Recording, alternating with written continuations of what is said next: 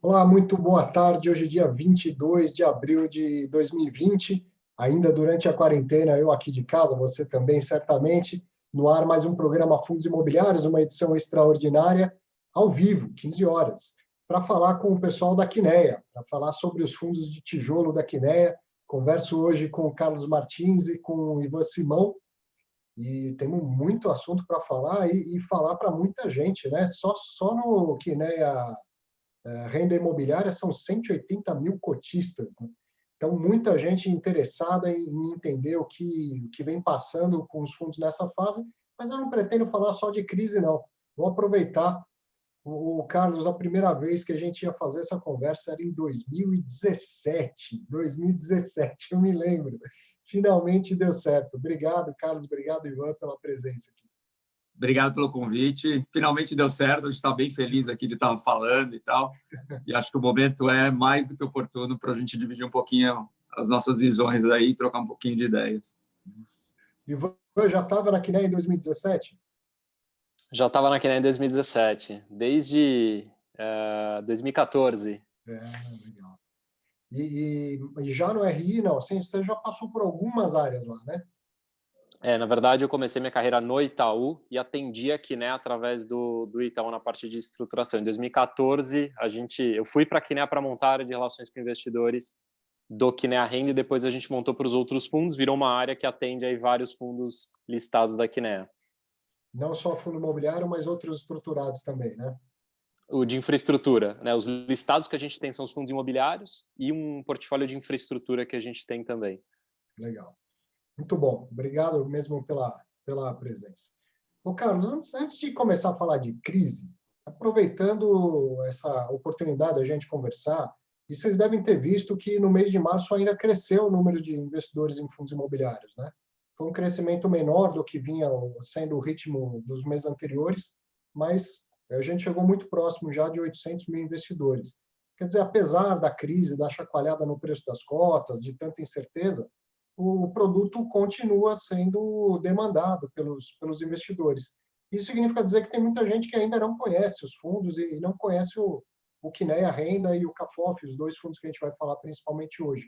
Queria que você falasse um pouco, apresentasse um pouco os fundos e até você mesmo, você, Carlos e Ivan, se apresentasse para esses novos investidores. Combinado. Bom, eu sou o Carlos Martins, eu trabalhei antes da Quineia no mercado financeiro, no Bank Boston, e a história da empresa foi quando o banco foi vendido para o Itaú, então estou desde a fundação da Quineia, desde o business plan, sempre na área imobiliária, e a Quineia começou lá em 2007, já temos aí quase 13 anos no final do ano.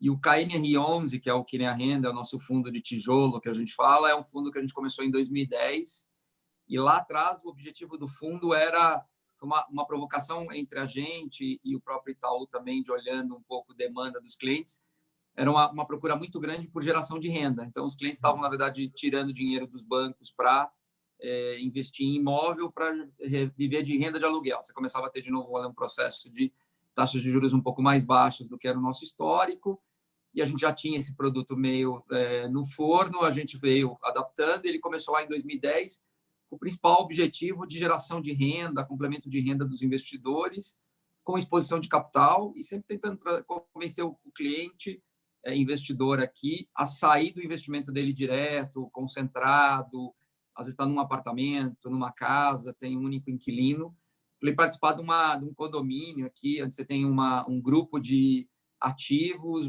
mais diversificado, com um benefício financeiro que é o incentivo fiscal, com uma gestão terceirizada e com a questão até de liquidez que ele tem na hora que ele precisa vender os ativos dele. Então, o produto já nasceu lá muito preocupado com essa questão de liquidez, né? Então, isso foi lá em 2010, o fundo vai fazer 10 anos, a gente listou o fundo em dezembro de 2009, e hoje ele é um fundo, ele é o maior fundo de tijolo, e assim, a gente tem outros fundos grandes, assim, hoje deve ser o maior fundo também em valor de mercado.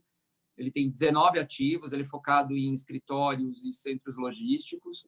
A gente tem 10 edifícios corporativos e 9 centros logísticos, basicamente em 3 cidades aqui, é São Paulo, que é 60% do patrimônio, do portfólio, 20% mais ou menos Rio de Janeiro e 20% no estado de Minas Gerais. E a gente tem aproximadamente mais de 80 contratos de locação. Então, é um fundo bastante diversificado do ponto de vista de ativos, né? Então, a gente tem quase 20 ativos, tipologias diversas, assim, mas o conceito, a gente tem uma preocupação muito grande com qualidade dos ativos, então, os nossos ativos estão nas áreas que a gente acha que são as mais óbvias quando você fala de escritório. Então, se olha em São Paulo, a gente está naqueles bairros conhecidos, Paulista, Itaim, região da Faria Lima, Pinheiros. Quando eu tenho ativos no Rio de Janeiro, a gente está um ativo no centro, 2 na Zona Sul, que a gente acha que é um pouco mais protegido, e estamos em Belo Horizonte, num prédio que em cima de um shopping center. Quando a gente olha para a logística, muito perto das principais rodovias, é um portfólio bastante jovem, a maioria das coisas que a gente comprou eram produtos que tinham acabado de ficar pronto, que você teve uma melhoria da qualidade dos produtos ao longo dos tempos, então, pé direito mais alto, condomínios, que você possa ter uma infra mínima para os inquilinos, e grandes equipamentos, assim. Então, essa foi uma das estratégias. A segunda característica importante do Kinea Renda é que a gente tinha uma preocupação, isso a gente foi meio entendendo ao longo da construção do fundo. Então, a primeira coisa era sempre crescer o mesmo fundo, por isso que ele não é um fundo de um ativo específico, mas de uma estratégia. Então, ele fez várias emissões, porque a gente tinha uma quase neurose com a questão da liquidez. A gente queria ter um fundo bastante pulverizado para que qualquer cliente pudesse entrar e sair sem mexer na cota, no mercado secundário, e dar essa flexibilidade para os clientes. Mas uma das preocupações aí, assim, quando a gente olha a estratégia, a gente fala que o nosso business lá é um business de conhecimento imobiliário e disciplina financeira. Então, a gente tinha um grupo na origem bastante financeiro, né? Os sócios que montaram a Kinea tinham vindo de banco, o sócio Itaú, que também é sócio da Kinea, controlador, também era banco. Então, na equipe imobiliária, eu me reservei o direito de trazer pessoas basicamente do setor de real estate, assim. Então, gente do dia a dia, porque a gente não terceiriza muitas coisas, faz internamente. Então, esse foi um pouco do conceito. E aí a gente olhava questões de ciclos, e o imobiliário sempre tem uma questão cíclica, mundialmente, assim, é da característica do setor. De tempos em tempos você tem alguma curva, você produz um pouco mais de ativos, isso gera aumento das vacâncias, isso afeta preços, um pouco da competição. E aí, como é que a gente fazia o hedge, né, dos nossos dividendos? Contratos atípicos. Então, se olhar hoje a nossa carteira, mais ou menos 45% do nosso fluxo vem daqueles contratos atípicos, que são contratos que o inquilino ele não pode sair antes do vencimento do contrato. Se ele quiser sair, ele precisa terminar ou pagar o saldo remanescente. Então, isso trazia certa previsibilidade para o fluxo, e eu acho que foi uma estratégia adequada, dado o mandato que os nossos investidores nos pedem. Assim, ninguém gosta muito de volatilidade na cota, mas assim, eles gostam menos ainda de volatilidade de dividendos, porque eles realmente estão experimentando, e acho que esse incremento de investidores na Bolsa é um pouco disso, de experimentar essa classe de ativo como sendo, na verdade, assim, o brasileiro já gosta da classe, né? Real estate, imobiliário. O que ele está experimentando é participar do mercado via fundo imobiliário e não comprando diretamente, que se você olhar o pessoal nas nossas famílias, aí normalmente fizeram seus investimentos comprando aqueles ativos direto e tal, e hoje precisa gerenciar, às vezes o ativo ficou numa região já está um pouco mais cansada, ou um ativo mais ultrapassado. No fundo imobiliário você terceiriza isso para os gestores. Então, esse é um fundo que ele é bem interessante, assim, e eu acho que vai ser importante para a gente passar esse momento aqui de saculejo aqui da indústria, com essa questão aí de crédito, e todo esse evento que a gente está, da quarentena que a gente está vivendo, isso me dá mais tranquilidade. A gente tem uma outra preocupação grande, que é a qualidade de crédito dos nossos inquilinos. Assim.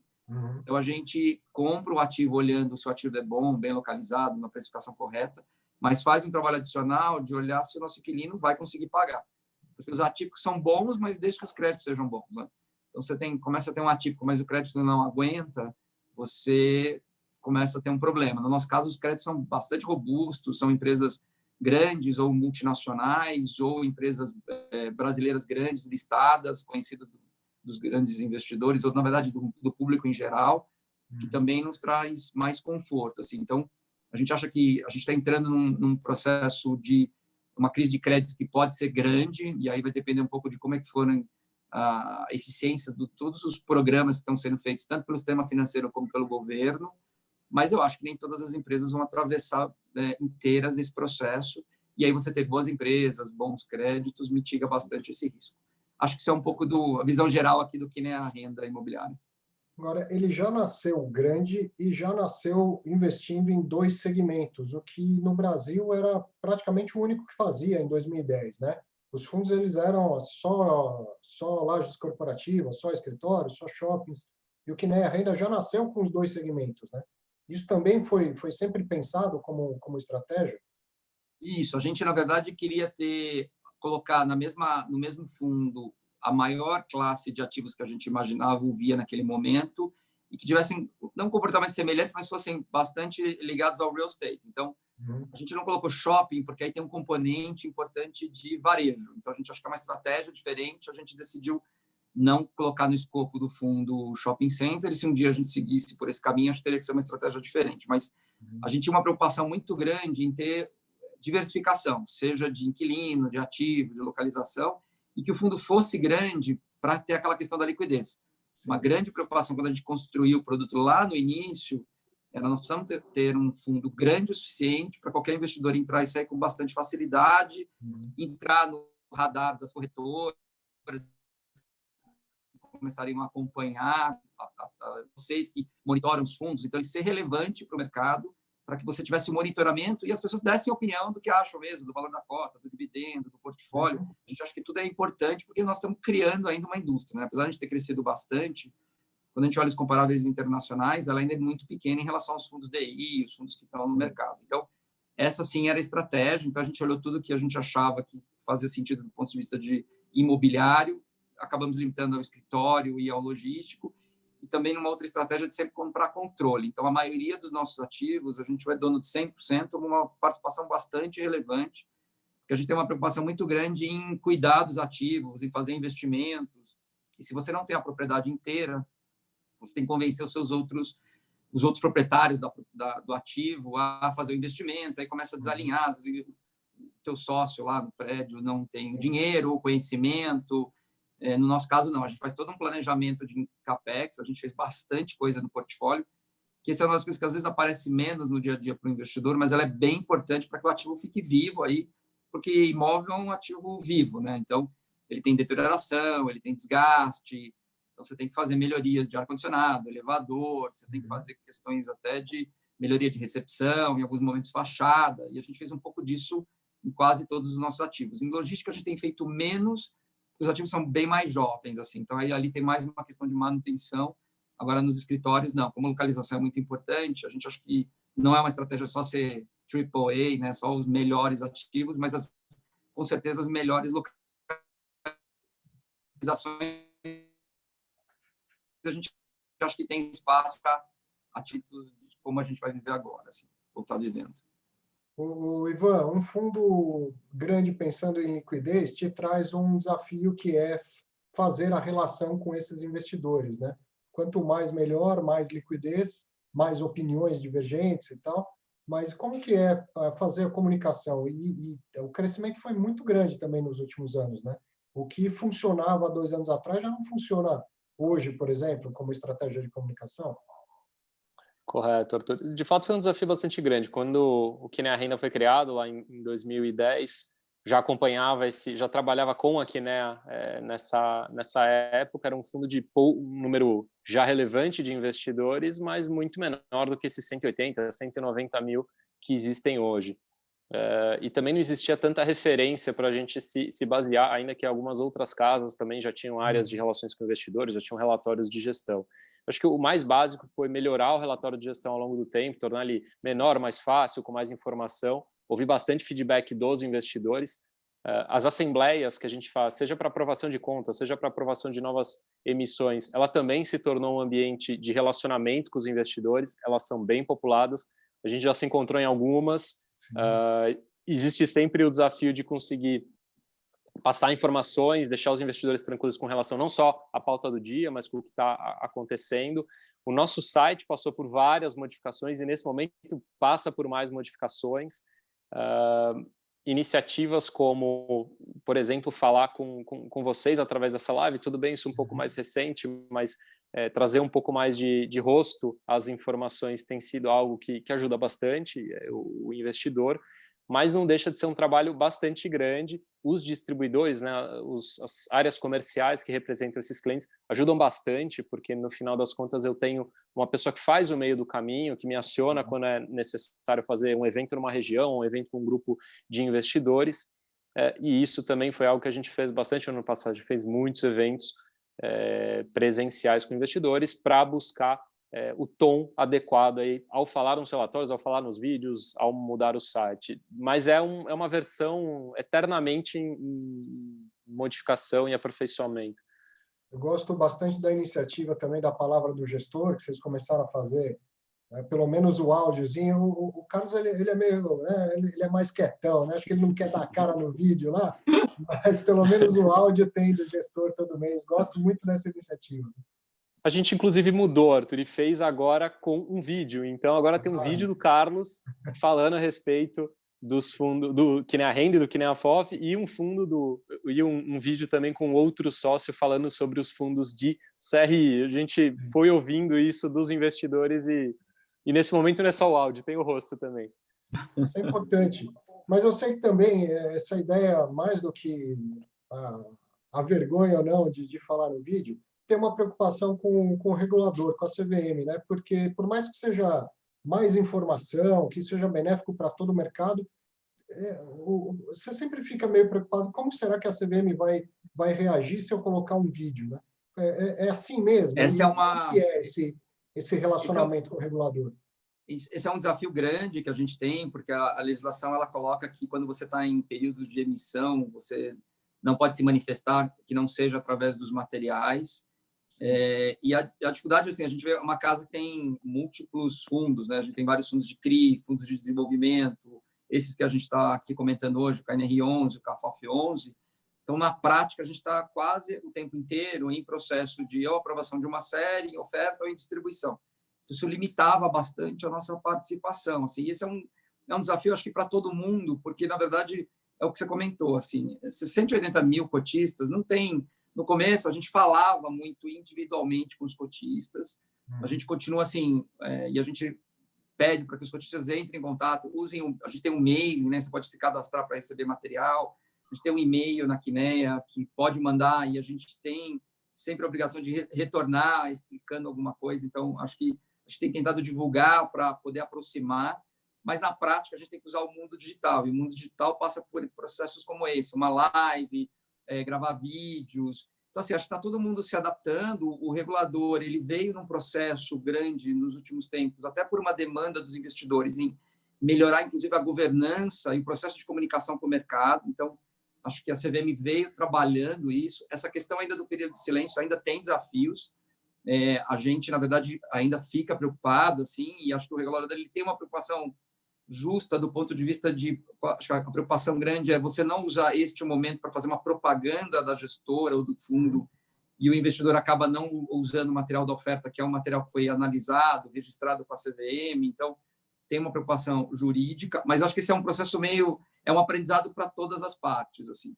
E uma das coisas que a CVM sempre deixa claro é assim, se é algo que você faz com habitualidade, você pode continuar fazendo. Então, lá atrás, quando a gente tinha o fundo, a gente tinha uma dúvida, inclusive, do relatório de gestão, porque eu aprovo o material de oferta e esse é um processo que demora. Até eu terminar a oferta, já tem dados novos e a gente pode continuar soltando durante uma captação relatórios ajustados que trazem números e tudo mais, porque ele é um processo que contínuo. Assim. Então, acho que do nosso lado é trabalhar para que cada vez mais a gente tenha a habitualidade de usar mais esses instrumentos. Então, a gente acha que não tem outro caminho, assim. Eu sou aqui um grande defensor, né? As pessoas falam, o que você acha da classe? Eu falo, assim, as pessoas precisam alocar tempo, assim. Decidir fundo de renda fixa, assim, você tinha que olhar um pouco de quem que era o gestor, o tamanho das taxas. Quando você começa a olhar coisas que assim, a qualidade do portfólio, de quem está gerindo, vai fazer com que tenha mais ou menos sucesso o teu investimento, exige do investidor que ele estude os fundos. Então, para isso, ele precisa ter informação. Então, a gente aqui está o tempo inteiro tentando melhorar a informação. Por outro lado, numa linguagem que seja mais acessível para qualquer investidor, né? O investidor... Acho que a gente tem um desafio enorme como sociedade, que a gente foi habituado, né? Eu sempre trabalhei assim, com altas taxas de juros, então você tinha um prêmio de deixar no investimento conservador e evitar talvez os mais arrojados, por isso talvez bolsa nunca foi tão grande. Só que acho que isso mudou enormemente, né? Nós já estamos vendo um nível de taxa de juros muito baixo, com uma expectativa de redução e manutenção por um período razoável. E para aquele investidor que precisa crescer capital ou mesmo gerar renda para pagar as contas, ele não consegue mais deixando todo o dinheiro dele na renda fixa, no DI, lá que é o mais seguro. E aí parte por ele entender melhor, estudar o que é os ativos, usar casas do mercado para ouvir opiniões. Então, vai ter uma alocação necessária de tempo para você estudar. E o nosso trabalho aqui é gerar o máximo de informação fácil. Eu também aprendizado assim, não adianta ter um relatório de 20 páginas que tem tudo lá, mas ninguém lê essas páginas. Então, acho que essa foi a melhoria que a gente veio fazendo. Coisas mais curtas, mais diretas, talvez ir mais vezes. A gente solta todo mês o nosso relatório no segundo dia útil e tal. Então, esse está sendo um desafio, mas é um grande desafio. É muita gente. E, por outro lado, a gente sempre tem que lembrar assim, a gente é uma empresa listada. Qualquer coisa que a gente fala aqui tem efeito sobre preço de cota, está na bolsa. Então, tudo que a gente fala precisa ter certeza que a gente está falando. Isso foi dado num documento público listado na bolsa, na CVM. Então, e esse é um aprendizado de todos os lados. Assim. Mas eu acho que o mercado está evoluindo bastante. Todas as casas grandes que a gente vê no mercado melhoraram muito assim, qualidade de site, informação, tem lá o seu RI, o gestor está à disposição. E a gente vem melhorando. Assim. Eu acho que nosso trabalho é e a gente vai ouvindo os inputs de todo mundo e vai trazendo isso para dentro, dizendo, olha, tem limitações, mas o que eu posso fazer? E acho que esse é o momento que isso ficou mais evidente. Assim, a gente viu os fundos caindo demais aqui. Eu acho que parte disso era por um pouco de pânico, desinformação, entendimento da severidade da crise. E a gente não podia ficar quieto no momento que o investidor precisa saber, assim, de novo, ninguém está imune. A gente tem uma crise grande que a gente está vivendo e ainda viveremos aqui nos próximos meses. Mas a gente precisa dar, talvez, um pouco de informação para dizer, talvez foi demais a queda. Por que a gente está confortável até aqui? E só falando, assim, o poder de falar, o vídeo, o áudio, é muito mais eficiente do que escrever. Né? Porque você fala de um jeito mais fácil, eu acho, mais inteligível também. Talvez não tenha ficado claro, no começo dessa conversa, eu falei que esse papo estava marcado desde janeiro de 2017, e ele teve que ser desmarcado justamente por causa desse período de silêncio que o Carlos acabou de explicar. Eles começaram a fazer ofertas públicas e a CVM diz que o gestor não pode falar, ele entra em período de silêncio. Mas essa é uma norma geral que vale para ações, para fundo imobiliário, para debêntures, para CRI, CRA. Então, ela tem uma boa intenção, mas ela não captura detalhes ou diferenças essenciais dessas classes de ativos, né? E o fundo imobiliário é um caso clássico disso. Eu já tive a oportunidade até de conversar com o diretor da CVM e comparar com ele, por exemplo, um fundo 555, ou seja, um fundo multimercado, um fundo de ações. Esse é um fundo que ele está 24 horas em oferta pública. Ele está o tempo todo aberto e querendo captar mais recursos. E, no entanto, os gestores podem falar livremente o que quiser, do jeito que quiserem e tal. Por que num fundo imobiliário haveria essa restrição por causa de uma oferta pública, né? A gente sabe que a intenção é a melhor de todos os lados e que um ajuda o outro a se moldar, né? Tanto o mercado quanto o regulador vai se moldando. Mas essa comunicação ela é importantíssima. Eu acho que os preços dos fundos imobiliários começaram a recuperar a partir da terceira semana da crise, justamente pela atuação dos gestores de começar a se comunicar, primeiramente com cartas, com relatórios, depois com a imprensa. Eu acho que foi isso que fez efeito na recuperação de preços, e eu duvido que exista uma outra classe de ativos em que haja tanta transparência em relação à estratégia, à carteira, e a ter esse contato direto com o gestor ou com o administrador do que nos fundos imobiliários. Isso tem valor, né? Sim, não, exatamente. Assim, e o que eu vejo cada vez mais, o investidor interessado, ele está fazendo o lado dele, assim, ele tem participado de eventos, ele tem visto as lives, tem lido mais materiais, assim, então acho que ainda precisa aumentar, porque não tem muito jeito, essa classe de ativo ela vai crescer, eu não tenho nenhuma dúvida aqui que o percentual hoje que a gente tem, nós estamos falando de uma classe que tem aí, tinha 100 bi, hoje está, sei lá, perto de uns 88, acho que esse é o último número que eu vi, se eu não estou enganado aqui, talvez um pouquinho menos, porque teve esse ajuste agora em março, mas ainda é muito pequeno quando você olha a indústria de fundos, o tamanho da poupança. Aqui eu estou falando da poupança da pessoa física, dos family offices, das fundações que agora só podem entrar na classe imobiliária via fundos imobiliários, então eles também estão reavaliando como investir nesse mercado. Eles tinham uma preocupação muito grande com a liquidez do mercado secundário, que isso veio melhorando. o tamanho dos fundos, porque eles também não podem fazer alocações muito pequenas, os fundos estão ficando grandes, então melhora a liquidez, eles podem comprar participações maiores em fundos já diversificados. Eu acho que tudo isso está levando a gente ter mais gente entrando, mais governança, mais transparência, assim. E, de novo, quanto mais gente está observando, o gestor tem mais obrigação de explicar mais, de ser questionado. Tem os fund of funds que também vão nas assembleias, são ativistas. Acho que isso é bom para o investidor. No final do dia, todo mundo tentando fazer o seu trabalho aqui e trazer transparência. Assim, acho que esse é o mantra e eu acho que nenhum gestor está preocupado. Assim, eu sempre falo assim, a única coisa que as pessoas gostam de me perguntar, e a gente fala que é difícil responder, é quanto é o aluguel de um ativo específico.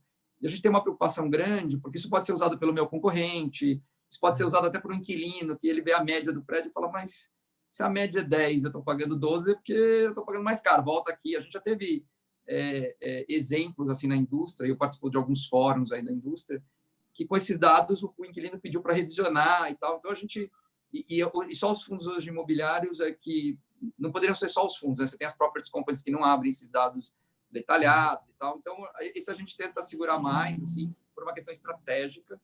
Mas, fora isso, todos os dados são abertos e a gente, se não tiver nos relatórios, a gente vai ouvindo as demandas.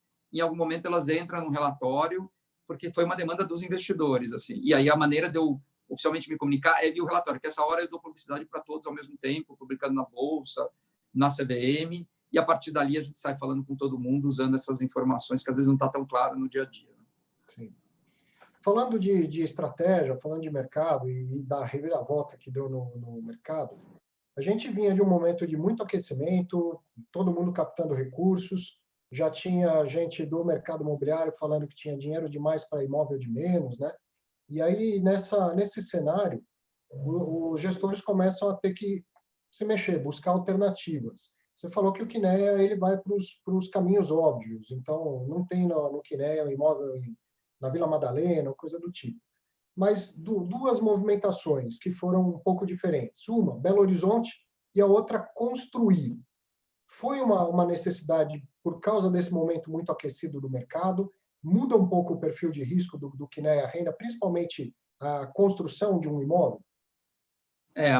Excelente pergunta. Assim, na verdade, no caso de Cabreúva, é um ativo que a gente acha espetacular. Então, na verdade, foi uma oportunidade. A gente, na verdade, originou esse ativo com um parceiro que a gente não tem no Kinea Renda um mandato de fazer obras, principalmente especulativas.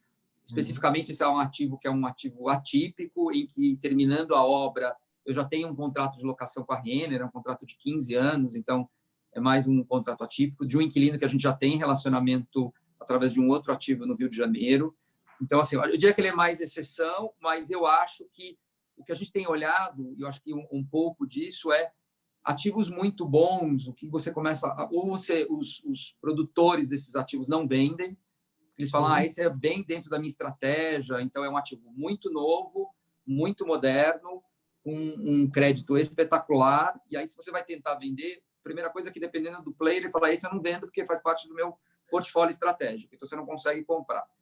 E se você conseguir comprar, em alguns momentos pode ser um preço muito esticado que penaliza um pouco o fundo. Então, a gente viu uma oportunidade de... Eu já tinha aqui um tomador do meu ativo, então não tinha um risco de vacância no fundo, num projeto que a gente assinou tudo ao mesmo tempo. Então, eu comprei o terreno, assinei o contrato, contratei a construtora, foi contratada, preço fechado, a gente amarrou tudo e falou, não tem jeito aqui desse número variar. Qual que é o efeito que a gente tem? Eu tenho que carregar caixa até o momento que eu vou colocando na obra. Então, então ele penaliza o fundo no curto prazo, porque eu, na verdade, enquanto ele não está no projeto, ele está no yield do CDI. À medida que eu vou aportando, aí ele começa essa engenharia financeira que a gente fez. Então, uma parte vem disso, assim, primeiro, ser um ativo, a gente acha espetacular, assim, a empresa, são dados públicos, vai investir uma quantidade enorme em automação do site, vai ser um dos maiores sites do Brasil, nós estamos falando de quase 180 mil metros quadrados, e um equipamento está vindo da Europa, bem parrudo, que tem poucos no mundo. Então, ele é bastante estratégico e esse é o tipo de histórias ou de aquisições que a gente gostaria de ter. Preferia comprar este ativo pronto, é bem mais fácil a vida, porque assim, a gente criou lá uma infra de monitoramento e de acompanhamento grande, e obra sempre tem desafios. A gente não está fazendo aqui um test drive no Que Nem a Renda, a gente tem uma equipe, a gente tem várias estratégias, uma delas é desenvolvimento. Então, essa dinâmica de ser co-investidor com alguém, de monitorar a obra, a gente já tem. A gente investiu em mais de 50 projetos espalhados pelo Brasil todo, sempre em construção, mais coisas residenciais, alguma coisa corporativa, ou pequenos escritórios. Mas, assim, eu acho que ele parte um pouco de olhar as oportunidades e dizer, olha, você tem aqui alguma coisa bem amarrada. Acho que no futuro, como é que eu imagino que no futuro vai acontecer? Os fundos, quando ficarem grandes o suficiente, talvez você vai ter ali 5%, 7% do teu portfólio em coisas em desenvolvimento, para que você consiga entrar num preço interessante, com o parceiro certo, sem tomar grandes riscos de obra, de execução. Então, você tem uma engenharia por trás, para que você consiga ter depois um yield interessante para o teu investidor. Então, eu acho que isso pode acontecer, principalmente quando você tem muita competição. Belo Horizonte foi um ativo que a gente já conhecia, esse ativo há bastante tempo. A gente gerenciou para outros investidores no passado esse ativo, então a gente conhecia bem a dinâmica da cidade e tal. E a gente só comprou porque, na verdade, conseguiu zerar a vacância. O proprietário, em algum momento, a gente deixou de ser o gestor e ele continuou tocando. E a gente sempre teve interesse. E foi uma oportunidade de comprar um ativo muito bom. Então, é uma laje corporativa que você não tem esse tamanho em Belo Horizonte, em cima de um shopping center, que a gente pagou um preço de metro quadrado bastante interessante. Então, quando a gente olhou isso, a gente achou que, dado o yield que a gente conseguiu na transação, do ponto de vista de diversificação, faria sentido. Você vai perguntar assim, você acha que você vai fazer isso em outras cidades brasileiras? Acho que não. Porque eu acho que até Belo Horizonte a gente está confortável. Quando você começa a ir para outras cidades, você tem alguns desafios. Assim. Primeiro, o tamanho e o tamanho do mercado de locatários. Assim. Então, você vai para algumas outras cidades, é pequeno. E o grande aprendizado, como a gente tem essa neurose de cuidar dos ativos, você tem que cuidar dos ativos. Então, não dá para cuidar de um ativo físico sentado em São Paulo só. Você tem que ter uma dinâmica de ir, por mais que tenha lá uma empresa cuidando do teu ativo no dia a dia, não tem jeito. Tem que estar perto, tem que visitar, tem que falar com o inquilino. Então, você não pode ficar muito na dúvida se isso vai atrapalhar a sua estratégia. Se eu for em lugares muito longe, já fica mais difícil. Primeiro que eu vou ter um investimento pequeno para o tamanho do fundo e eu tenho que monitorar da mesma maneira. Por isso que a gente decidiu não espalhar mais. Até hoje ainda não me convencia muito mais longe, mas isso é um pouco dinâmico, depende da profundidade do mercado. A gente acha que está de bom tamanho, mas olhando para frente, a gente gostaria, olhando agora que eu estou vendo e o que eu estava vendo nos últimos 12 meses, continuar expandindo São Paulo, que hoje é 60% do portfólio. Então, acho que, assim, do ponto de vista de rebalanceamento, é bom. O prédio BH, excelentes inquilinos, empresas de tecnologia que estão indo muito bem. E Cabreúva, assim, é espetacular. Assim, eu queria ter outros, é que não dá para você fazer vários, porque o tamanho é muito grande ao mesmo tempo, por essa questão do caixa. Assim.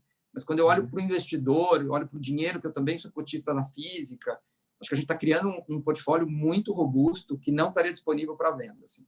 Essa é a minha sensação. Então, a gente gosta bastante e muito felizes em ter entrado nesse ativo e tal. Mas não acho que a gente vai fazer muitos, tá? Eu acho que são coisas assim bem pontuais.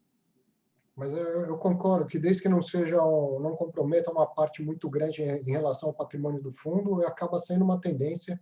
Nos Estados Unidos, praticamente todo fundo desenvolve também, né? Você não tem essa diferença de fundo de renda e fundo de desenvolvimento. Né? Exatamente. Fazendo sem alavancagem, o risco fica bem diluído dentro de uma estratégia. Né? O que você precisa ter é uma equipe para cuidar, assim, dá bastante trabalho. É que a gente já sabia quando entrou, porque a gente já tem essa coisa de entrar em projetos de co-investimento, de você monitorar a obra, você só vai desembolsar se foi comprovado para onde o dinheiro foi usado, qualidade, prazos. Então, tem uma série de desafios, e obra tem desafios mesmo. É do negócio de desenvolvimento imobiliário, todos esses desafios de aprovação. No nosso caso, a gente só entrou com um projeto já aprovado, com as licenças obtidas. Então, o risco era bem mais mitigado quando você, às vezes, entra num desenvolvimento mais peito aberto, que a gente fala que você compra, depois vai aprovar o projeto. Então, aqui já estava mais azeitado, mas, assim, eu digo para todo mundo, não é fácil, acho que tem desafios, a gente tem bastante gente hoje, tem uma equipe robusta na Kinea, a gente está com quase 25 pessoas na área imobiliária, então eu consigo ter um cara que fica um dia por semana, full time na obra, e eu tenho uma equipe lá que presta assessoria para a gente de acompanhamento de obra, está todo dia na obra com uma equipe grande, assim. Fora todo o monitoramento do parceiro, da construtora, todo mundo gente grande, assim, mas assim, você precisa se assegurar para não perder controle, porque é uma obra desafiadora, muito grande e tal. E tem a questão física, né? Chove, tem agora esse momento que a gente está vivendo. como que a crise impacta a obra? Porque se tem um lugar onde tempo é dinheiro, esse lugar é no desenvolvimento imobiliário, né, Carlos? Se atrasar 2 meses, já mudou a modelagem financeira, né? Como que tem Então, sido esse... Eu imagino que a obra tenha que ter parado, por uma questão Então, a óbvia. nossa obra ela não parou, a gente monitora o que a gente fez. Hoje, em São Paulo, que é onde a gente hoje tem bastante coisa em construção, algumas obras pararam. No nosso caso, especificamente de Cabreúva, ela não parou, mas a gente mudou muito a dinâmica da obra. Assim. Uhum. Então, hoje você tem toda uma preocupação de evitar exatamente aquele excesso de pessoas no restaurante, que você tem muita gente, então aumentou o espaçamento entre as pessoas, aumentou os horários, você tem toda uma regra de entrada, de desinfecção. Então, assim, você tem todo o monitoramento, isso é reportado semanalmente, assim, então, nosso parceiro construtor é uma empresa bastante grande, assim, então adotou uma série de fatores mitigadores, assim, e mesmo a prefeitura da cidade, ela está bem alinhada para que a gente continue a obra. É uma obra importante, muito grande, assim, vai ser bom para a cidade, assim, isso gera empregos e tudo mais. Então, acho que está todo mundo alinhado para poder entregar, e é uma obra que a gente está esperando entregar maio do ano que vem. Assim. Então, tem desafios, mas a gente continua tocando, mas hoje no nosso radar de risco tem uma possibilidade da obra ficar parada aí 30, 60 dias. Ela não parou ainda, mas a gente monitora o tempo todo. Assim. Então, a gente está continuando. O que a gente tem visto, olhando alguns outros parceiros do mercado, é que algumas obras começam a ter problema por falta de insumo, porque aí o fornecedor parou, porque ele teve que fechar a fábrica temporariamente. Então, esses são os desafios que vão vindo e você vai tendo que administrar. Então, tem muito mais energia para tocar a mesma obra que você tocava de um jeito mais fácil, mas a gente tem conseguido sucesso, assim, e os parceiros são muito bons. Assim. Acho que o grande aprendizado, e a gente fez muito projeto em co-investimento, não é só o bom projeto, é o bom parceiro, que tem que conhecer com quem você está fazendo, porque tem desafios no dia a dia, né? Mas se for gente séria, senta, resolve e toca em frente. Acho que a gente foi muito feliz em escolher os nossos parceiros para esse projeto. Gente que a gente já conhecia e tal. E falando da maioria do portfólio, que são os ativos prontos, performados e, na sua grande maioria, já alugados. Como tem sido a conversa com os inquilinos? Tem acontecido pedidos de postergação? Tem avisos de não pagamento? Como que tem sido, depois da crise, essa conversa? E se isso tem sido mais ou menos do que vocês esperavam há 30 dias atrás, por exemplo? Tá? Na verdade, a gente... acho que o mês está indo bem, assim, a gente tem tido... Na verdade, a gente teve que separar, talvez, em 2 ou 3 blocos, assim. Tem empresas que efetivamente estão sendo afetadas pela crise enormemente. Então, elas estão em indústrias específicas que têm um impacto muito grande. Nesses casos, o que a gente tem sentado com essas empresas e olhado o que pode ser feito. Mas, assim, para a gente, e a gente fala isso para todos os nossos inquilinos, a gente tem responsabilidade fiduciária, não é o nosso dinheiro na física, é o dinheiro, como você falou, de 180 mil cotistas. Então, nada é aprovado, nada sai da gente. A primeira coisa que a gente precisa entender é que, efetivamente, o inquilino foi impactado. A gente precisa ter alguma comprovação, seja com faturamento e tal. Tem algumas indústrias que é meio óbvio, assim, você já sabe que vai ter um problema. Eu te diria que esse é um percentual bastante pequeno do fundo hoje. Você tem um outro grupo de empresas, e aí que são as empresas que estão ali preocupadas com a liquidez. Ela pode pagar, ela tem um crédito excelente, assim. Nas empresas enormes, a gente tem acesso aos números, porque elas são listadas e tal. Uhum. E aí você tem conversas da empresa olhando e falando, putz, para mim seria melhor eu não pagar, porque me deixa mais líquido e tal. E nesse caso a gente tem sido mais, a gente tem tentado conversar bastante, mas a gente, por enquanto, continua recebendo. Assim. Então, acho que vem uma primeira tentativa, assim, que a gente tem sempre falado com todos os inquilinos de forma igual. Primeiro, é preciso entender que efetivamente você está com problema de caixa, assim. Porque na hora que ela deixa de pagar, isso é vaso comunicante. Ela deixa de pagar, eu vou distribuir menos. Assim, não tem muito de onde a gente grandes margens aqui. E eu acho que os inquilinos, assim, acho que a gente tem uma vantagem que é qualidade de crédito muito boa. Então isso ajuda muito nesse momento. 2, é muito pulverizado. Então mesmo que se aconteça um caso ou outro, o impacto é menor. Os BTS são contratos bem robustos, assim. Então, você pode ter um inquilino que vira e simplesmente fala não vou pagar, porque eu não quero pagar. Pode acontecer, mas assim, do ponto de vista de crédito, hoje não tem, assim, e os nossos grandes concentrações são nos BTS, né? Então, são os nomes que todo mundo sabe lá, são todos os públicos Sim. grandes e tal. Agora pode esse que tá falando acontecer... que não vai pagar, ele não vai pagar hoje. Um dia ele vai ser cobrado disso. Exatamente, porque ele vai ficar em mora e tudo mais, e aí você pode ter uma flutuação do dividendo. Nesse momento, a gente não tem nada muito grande. Tem alguns contratos que a gente tem mais vencimento para o final do mês, então, para ter certeza, eu falo só depois que o dinheiro entra no caixa, mas uma parte substancial da nossa receita desse mês já foi recebida. Tal. Qual que é a minha grande preocupação? Assim, e aí eu falo da indústria e falo da gente também. Assim, eu acho que todo mundo está sofrendo isso, seja fundo imobiliário, seja empresas, e aí cada um está tentando acomodar da melhor maneira possível. Ninguém quer matar o inquilino, não acho que esse é o objetivo. Por outro lado, a gente tem tentado explicar bastante que, de novo, essa questão da responsabilidade fiduciária. Acho que à medida que a crise alongue muito, essa conversa se intensifica, porque aí as empresas vão cada vez ficar mais sangrando do ponto de vista de caixa. Então, se a crise vai muito mais do que a gente imagina, aí você tem problemas. E tem uma outra questão, assim, se você tem aquele setor na sua carteira que foi o mais impactado e ele é grande para o fundo, esses fundos vão apresentar redução de distribuição. Não tem muito jeito, assim. Acho que o shopping foi o evento mais claro, porque ele é 100% shopping e foi um varejo, né, super afetado. Então, acho que é o exemplo de uma carteira mais concentrada na estratégia. Mas você pode ter uma empresa de um setor A e ele é um inquilino muito grande no seu portfólio, ele deixa de pagar, você automaticamente vai reduzir distribuição. Assim, não tem muito... Então, assim, a gente continua confortável, mas não quero dizer que a gente é imune à crise. Assim, a gente está no setor, tem desafios, o que tem é um trabalho muito grande de criatividade, de olhar, de conversar. Por enquanto, estamos indo bem. Assim, acho que a estratégia, de novo, da diversificação, de você ter essa pluralidade, está ajudando bem na hora de conseguir gerar as nossas receitas aqui. Mas eu acho que a indústria, aí é uma visão minha da indústria, eu acho que vai ter fundos, não sei se esse mês, mas acho que o mês seguinte, dando notícias de redução de distribuição. Sim. E a gente fala para todo mundo, não é que você distribuiu 10%, o ativo vale 10% menos. Não tem essa comunicação. O que você tem aqui é uma dilatação de prazo, um recebimento mais para frente, exceto empresas que quebrarem mesmo, e mesmo assim, você vai ficar com o ativo vago e você vai alocar depois. Né? Seria a mesma coisa você precificar uma área vaga a zero, o que não faz nenhum sentido econômico aqui. Então, acho que o investidor precisa estar preparado para... Ainda a gente pode sofrer de notícias, seja na indústria, seja do ambiente macroeconômico, que às vezes não são boas. Isso dá um mau humor no mercado, cotas caem. Então, acho que você vai ter esse evento de oscilação de cota e você vai ter também oscilação de distribuição de dividendos nos próximos meses, isso eu não tenho muita dúvida aqui. E aí, acho que vai ser a habilidade, aí um pouco do portfólio, das equipes de gestão, de conhecimento. Acho que tem um combinado aqui.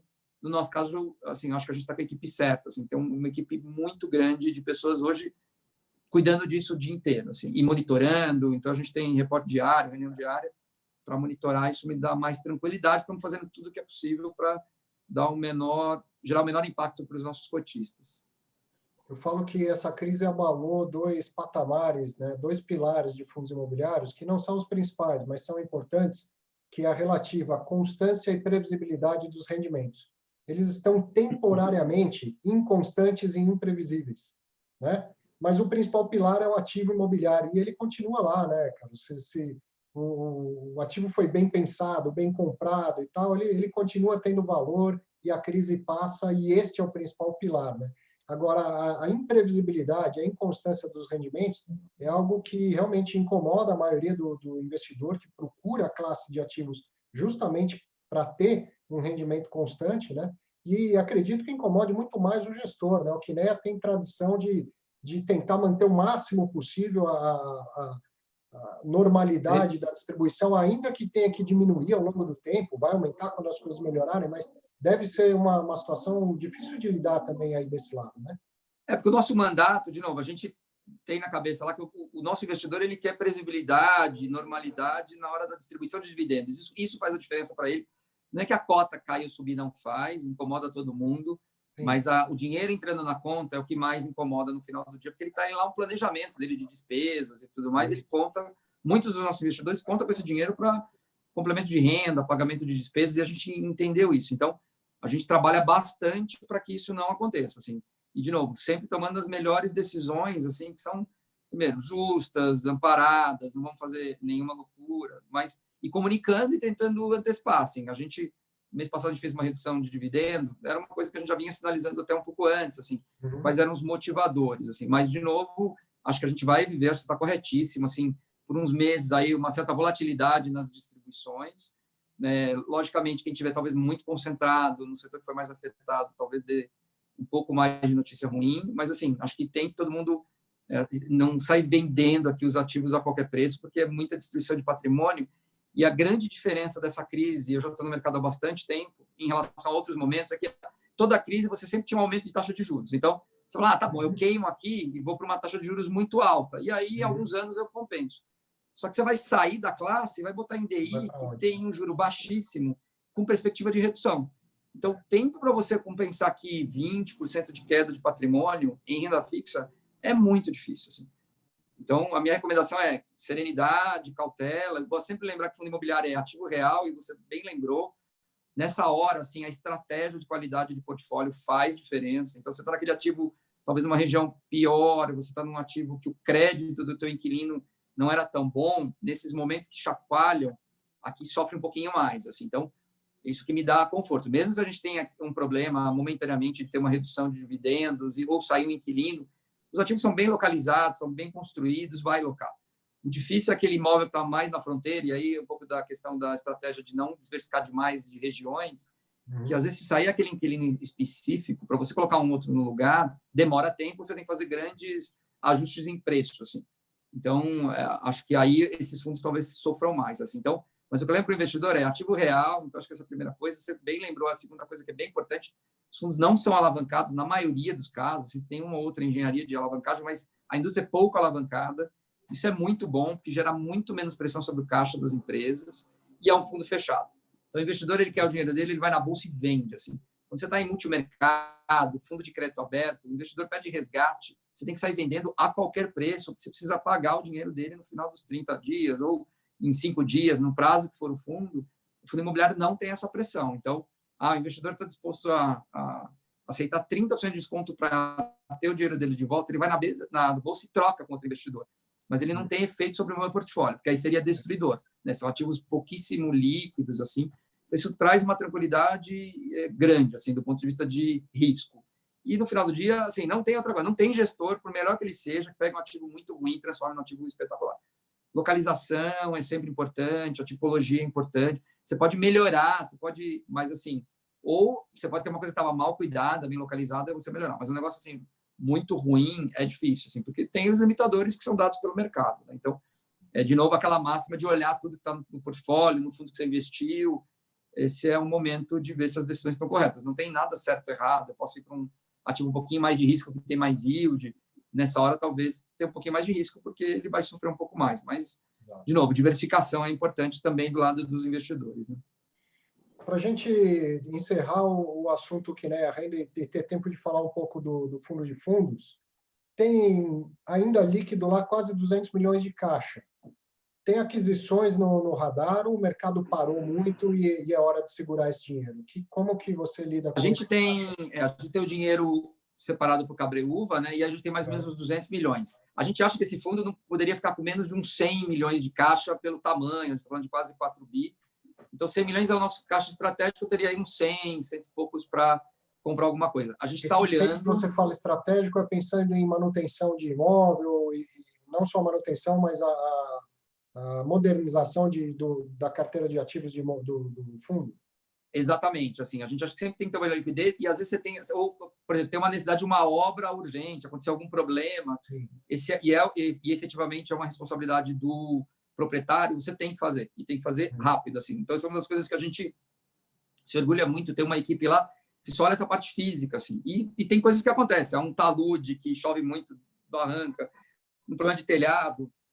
Isso é importante para que o teu inquilino tenha claramente que você vai lá e atua na hora que tem um problema. Você precisa ter caixa.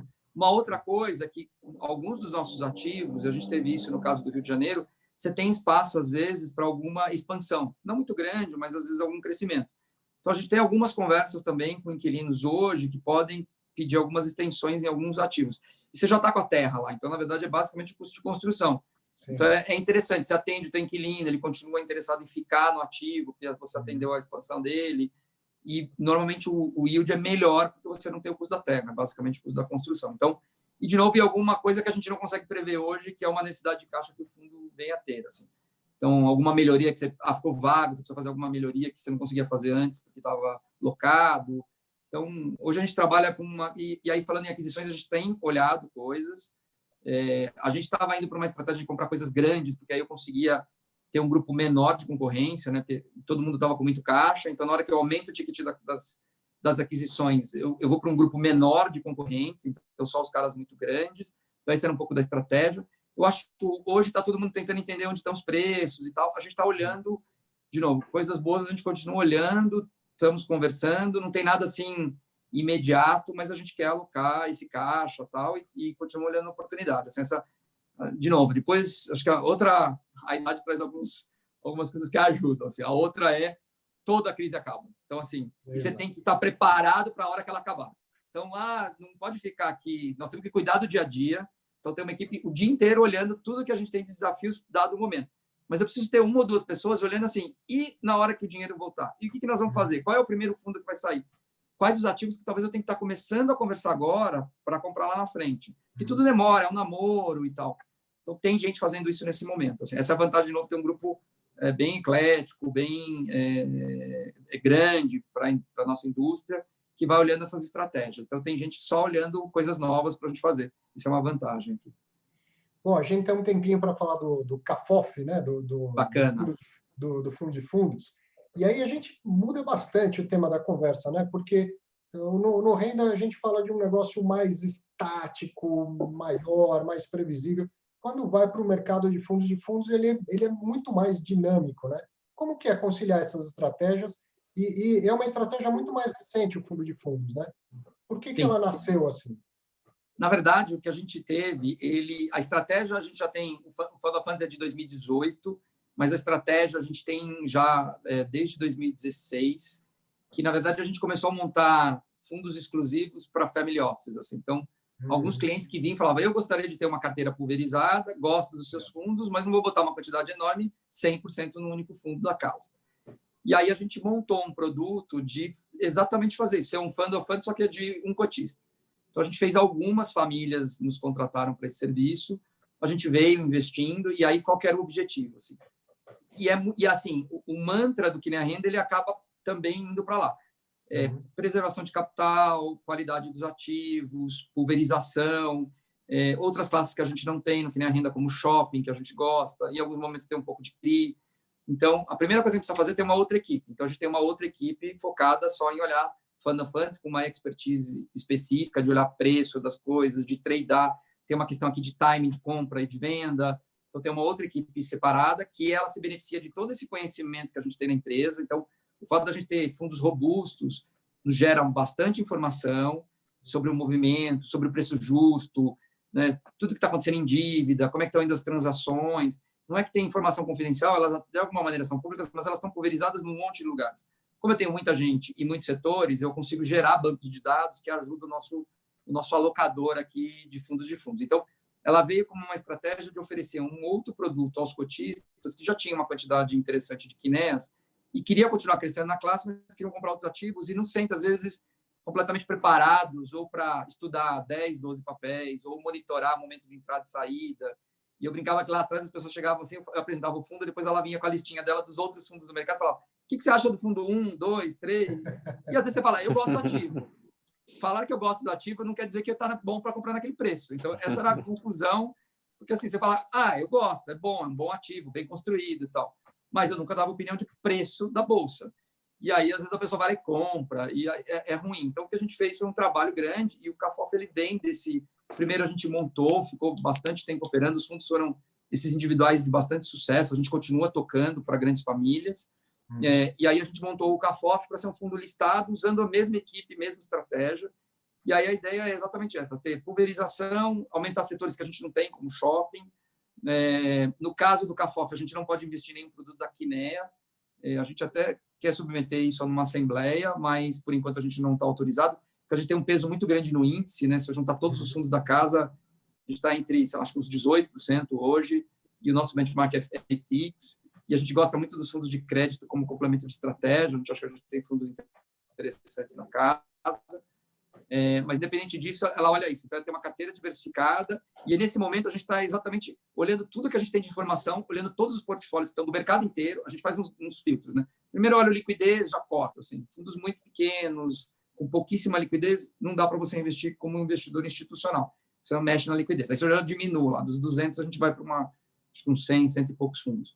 Depois tem as estratégias que eu não gosto, ou por estratégia específica do ativo, ou por questão de localização. Eu corto. E aí eu fico com um cenário ali, a gente divide em 4 subblocos, e aí a gente fez essas últimas semanas, o tempo inteiro, com aí várias pessoas com expertise. A gente tem cara só tem um conhecimento muito grande de locação de logístico. Ele está lá para fazer locação, mas eu uso ele para olhar e me dar input de mercado. O que você acha? Quais as praças vão melhor? Isso tudo é usado na nossa modelagem. Então, nesse momento, a gente está olhando para ver se eu tenho que fazer reposicionamentos da carteira, onde estão os potenciais ganhadores ou perdedores da crise, sempre tem alguém que vai melhor, mesmo na subclasse, e o nosso trabalho hoje é fazer esses rebalanceamentos. Assim. Então, tem bastante disciplina, ninguém toma decisão sozinho, tudo é submetido a comitês. De novo, acho que a nossa grande vantagem competitiva está no deal flow. Assim.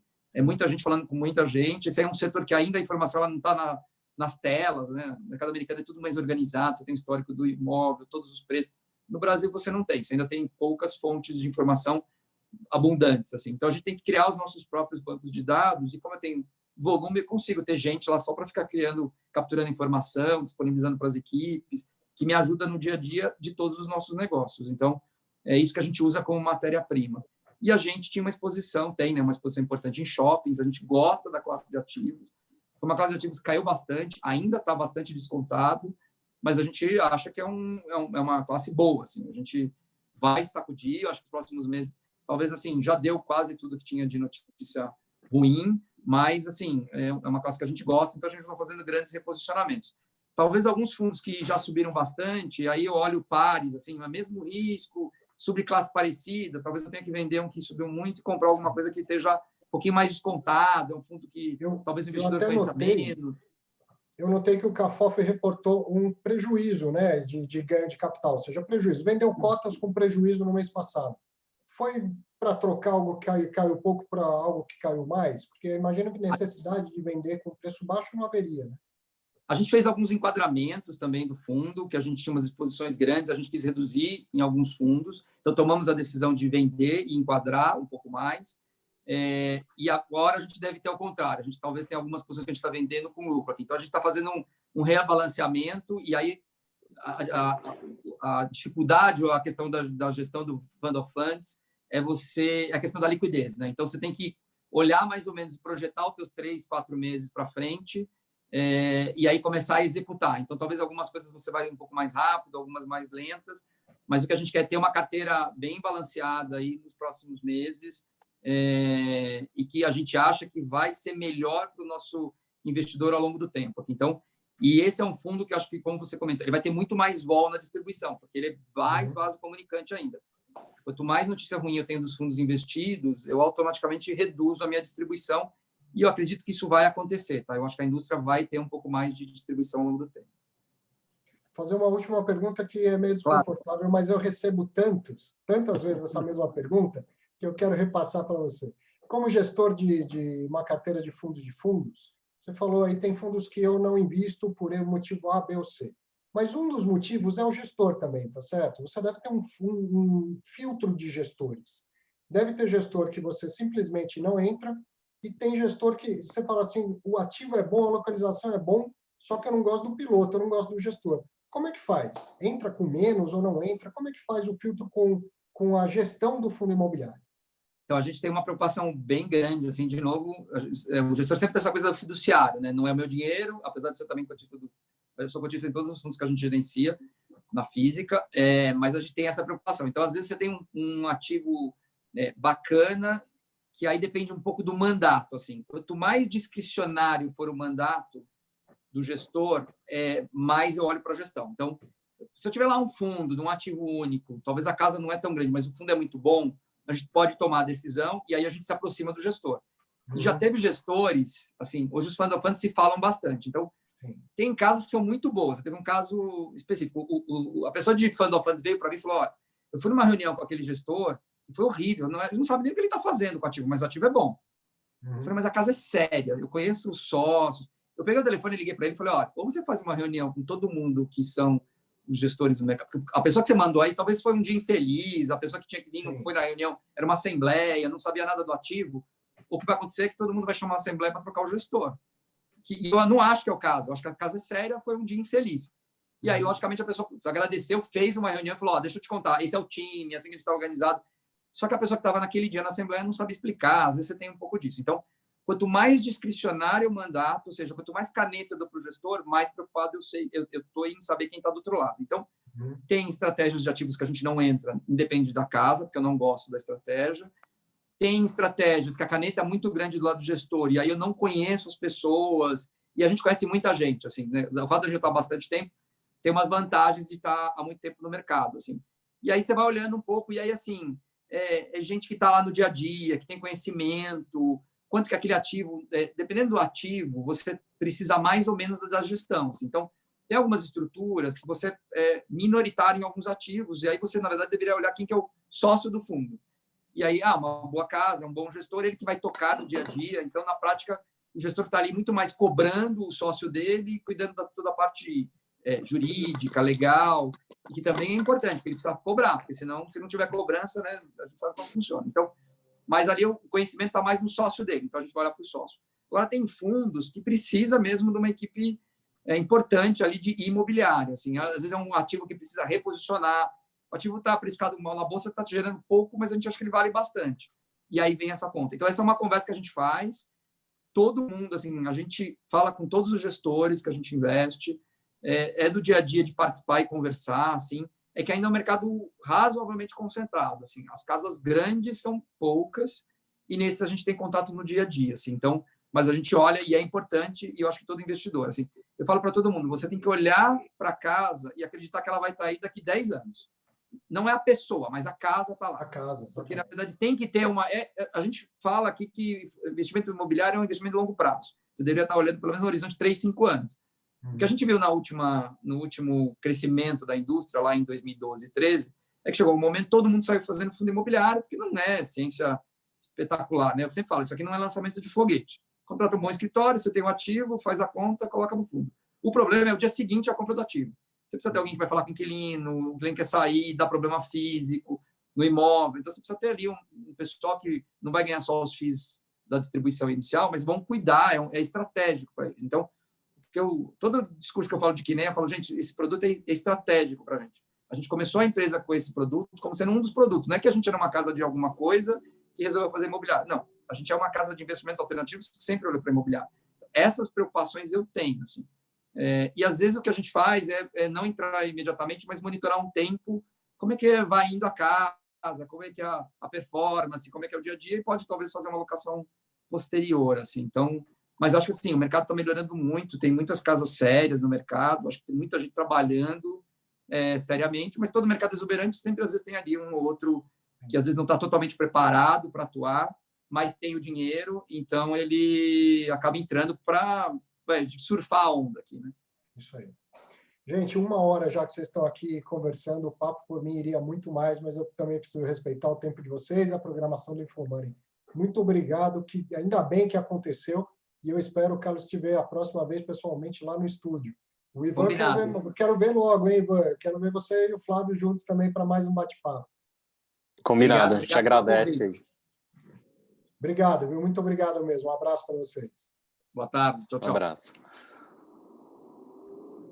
Valeu para você que assistiu. Que papo, hein? Que lição, que estratégia, que visão. Essa hora, como eu disse, pouquíssimas classes de ativos, ou talvez nenhuma outra classe de ativo, te entrega tanta transparência, um contato olho no olho com o gestor desse jeito. Agradeço pela sua confiança também, e a gente se vê em breve em mais um programa Fundos Imobiliários. Um grande abraço.